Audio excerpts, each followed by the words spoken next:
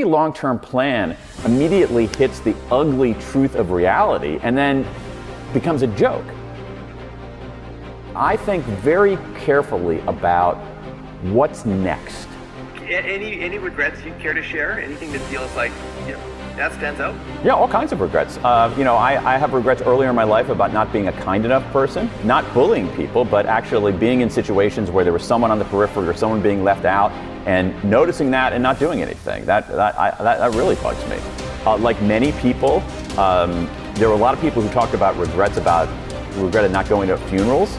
And there's one funeral that I'm thinking of, a guy who I worked with. I wasn't like a close friend, but I didn't go to his funeral because I was like really busy that day, and I still regret that.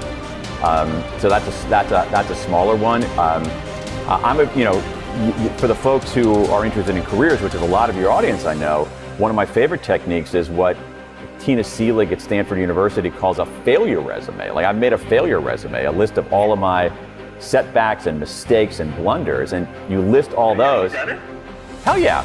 You list all those, and then you think about, like, what did you learn from that, and then how can you apply it going forward? And so again, for me, you can't spend a few years on a topic without it changing, particularly a topic with such emotional freight as regret. But the idea that you should never look backward on your life and say, oh, I wish I had done things differently, is actually a terrible blueprint for living. And I think one of the problems is, especially in North America, is that we're a little over-indexed on positivity.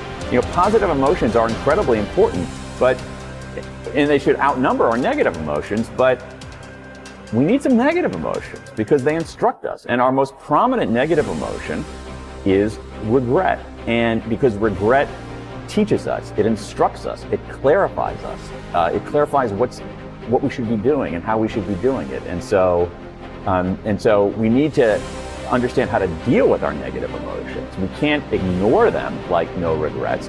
We can't wallow in them like, oh my God, it's so terrible, I'm such an awful person.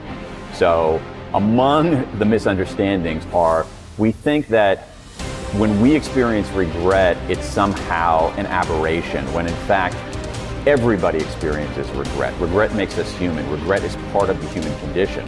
What's more, we think that regret makes us weaker, when in fact, the research shows that, done right, regret can make us stronger, that we can enlist our regrets as an engine for forward progress. There are 4 core regrets over and over again, and they tend to transcend the domains of life. We often think of our regrets as like, oh, I have a career regret. Oh no, but I have a health regret, or I have a romance regret. But what I found is the 4 regrets are these: foundation regrets. Foundation regrets are, if only I'd done the work. These are regrets people have about not studying hard enough in university, or not taking care of their health, or smoking, or not eating right, or not saving money. Small decisions that accumulate to bad consequences. The second one, huge category, boldness regrets. These are regrets that people have that say, if only I'd taken the chance. They didn't start a business. They didn't ask that crush out for a date. They didn't travel.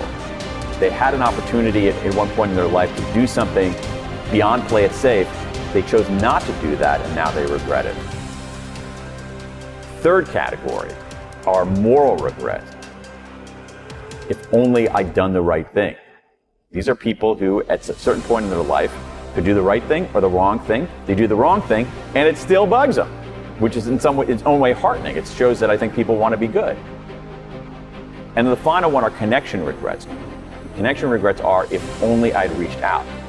And these are regrets about relationships, where you have a relationship, or you should have had a relationship, and it comes apart, usually through drifts, and you want to reach out, but you don't because you think it's going to be awkward and the other side's not going to care, so it drifts out even more, and then in some cases it ends up being too late. And so these 4 regrets, to me, reveal what makes life worth living. What do we want out of life?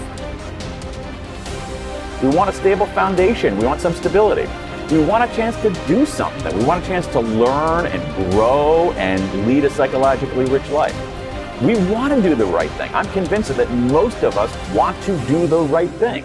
And what else do we want? We want love. We want connection to other people. And that's what makes life worth living. In a weird way, regret also taught me about what makes a good life, because as I had, collected 16,000 regrets from people in 105 countries. And when they told me their regrets, in a sense, they were also telling me about what made life worth living. How do I turn that? Like, how do I take something that feels like it hurts and turn it into progress? This is important. In some ways, it's central. Regret hurts. There's no question about that. But here's the thing. Regret also instructs, and you can't have one without the other. So if you avoid the pain, you don't get any of the learning. So what you have to do is be able to process that pain. And I think there's a way for us to do that, to take our regrets, use them as signals. We haven't been taught to do that. That's the problem.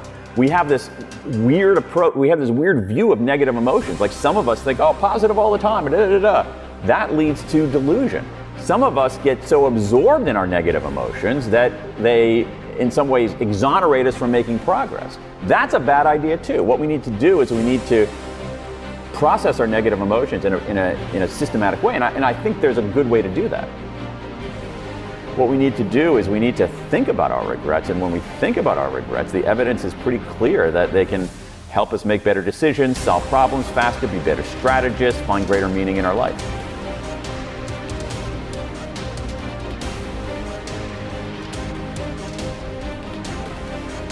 What I had this giant database of regrets, and I would look on my computer screen and see them listed there. And you know what? It wasn't that much of a downer, because I felt like people were trying to make sense of it.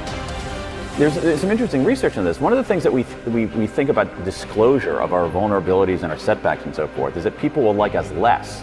And in fact, they actually like us more when we do that. And so I actually had a lot of respect for people willing to disclose and willing to explain. And I felt like I was actually helping them make sense of this regret. So it wasn't that much of a downer.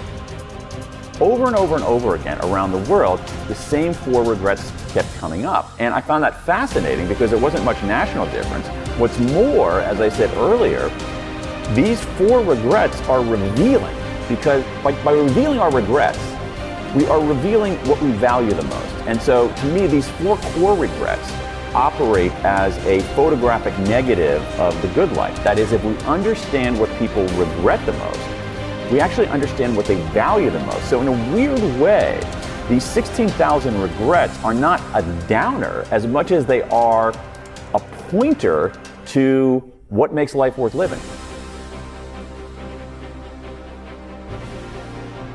Many of these decisions are less monumental than there's a kind of a focusing illusion that when we're making a decision, we think that that's the most important decision there is.